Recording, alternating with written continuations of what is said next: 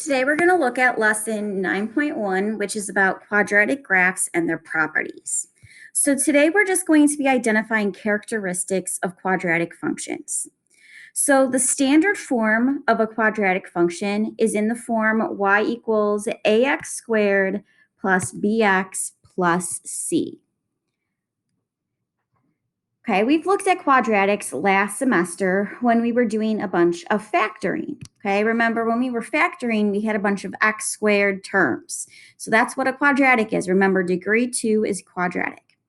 So now we have something called a parent function. A parent function is essentially stripping away what I have highlighted and making it the most basic quadratic function. So the most basic quadratic function is just y equals x squared. Okay, so that's what we would consider a parent function. So let's just describe and talk about what a parabola is. Okay, so a parabola is a quadratic function.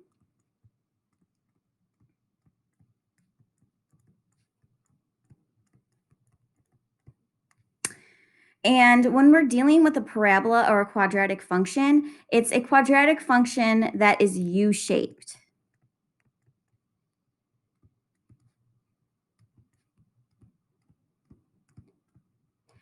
Okay, so especially when we start getting into the idea of graphing, our graphs are going to look like U's. So notice that that's what we have as this picture over here on the right. We've got this shape that looks like a U. And there's a lot of stuff going on with that shape. So these are some of the other vocab words that are going to be what we're going to be looking at today and making sure that we understand the idea of a quadratic.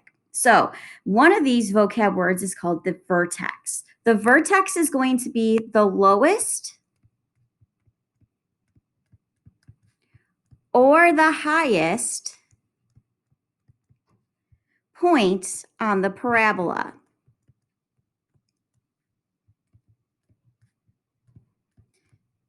Because our shape, like over here on the right, because it looks like a U, notice that my vertex is located down here. It's the lowest point.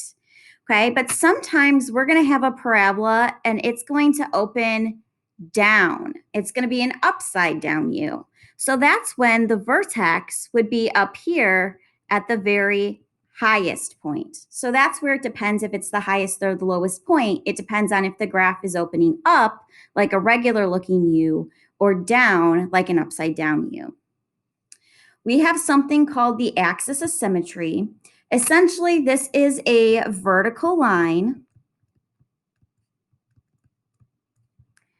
that creates a mirror image.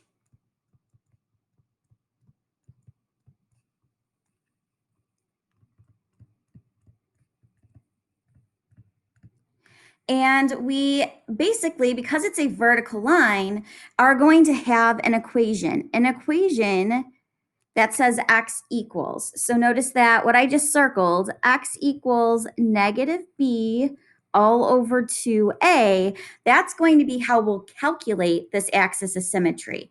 But notice that my axis of symmetry, I'll highlight it here in blue. Notice that it is this vertical line that if I was to fold the parabola on over this line, the left side would fall nicely on top of the right side. Okay, so that's why it's considered a mirror image. Notice that also that axis of symmetry is going through the vertex. So same thing over here. When I sketch this picture of an upside down U, we have this axis of symmetry and it's going through the vertex. And then we have a y-intercept. This is where the graph touches the y-axis.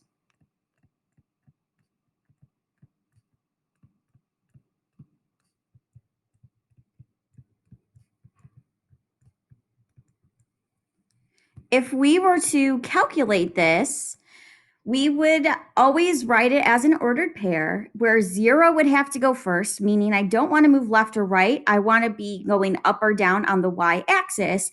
And essentially, if I go back to what I have highlighted here y equals ax squared plus bx plus c. Notice that the a and the b's are what's going to help us get the axis of symmetry.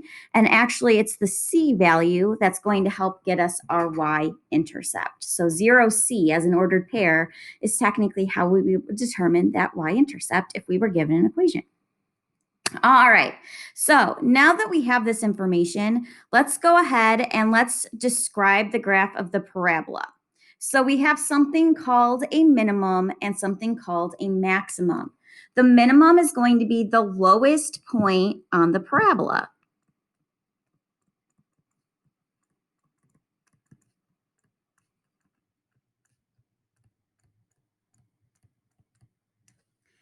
Okay, so when are we going to have the lowest point? Well, we're only going to have that when the graph opens up. Oops. So essentially when it looks like a U is when we're going to have the lowest points. And it's also going to be important to note that the A value, if we're looking at that y equals ax squared plus bx plus c, the A value, so the number that's in front of the x squared, that is going to have to be positive.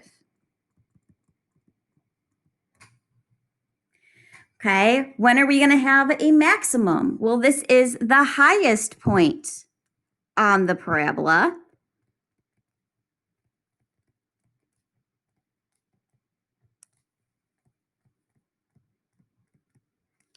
And when are we going to have the highest point? Well, we have the highest point when the graph opens down. So it looks like an upside down U.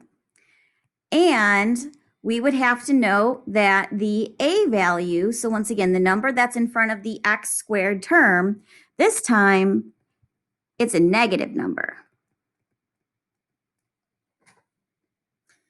Okay, so minimums and maximums. Essentially, because it's either the highest or the lowest point, it is the vertex. Okay, so we'll know that the minimum or the maximum is always going to be located at the vertex. Okay, but here I've got two graphs, and then here I have two equations. So what we're going to do is we are going to determine if we have a minimum or a maximum. And in the pictures, let's actually state what that minimum or maximum is because we have that picture to help us get there. And then with C and D, because we just have equations, we'll just determine based off of our A values if the graph's going to open up or down. Okay, so in part A, notice that my graph is opening up, which means that we have the lowest points found on the graph. And if we have the lowest points, that means that we are going to have a minimum. And so because we have this picture, we can clearly identify that the lowest point on the graph is located right here. The minimum, which is also where the vertex is, in that particular picture is at the ordered pair 0, 0. If I look at part B, notice that we have a graph and it is opening down. If the graph's opening down, that means that we have a maximum. We have a point that is at its highest. Notice that that is this point right up here. That's the vertex. So let's determine what that ordered pair is because that is where my maximum value is. Notice that it's on the y-axis, so that means that it's going to be 0, comma, number. And if I go up, it looks like we're at 0, 3. So there's my maximum. In part C, we've got y equals 2x squared minus 4. So notice that to determine if I have a minimum or a maximum, in this case, because I don't have a picture, I need to look at the A value. Remember, the A value is the number that is in front of the x squared. So in part C, it looks like we have a positive 2. So that is my A. Notice that that means that A is positive. And so if we look back, that means if A is positive, we have a minimum value. So that means that we have a minimum. And remember, if we have a minimum, that means that the graph is going to open up. Okay, if we look at part D, we've got y equals negative 3x squared plus 2x minus 5. We look at the number that's in front of the x squared. That is my A value. And I see that A is negative this time. So if I have a negative value, that means that we have a maximum. And remember, that means that the graph opens down. So there is some characteristics of our parabolas.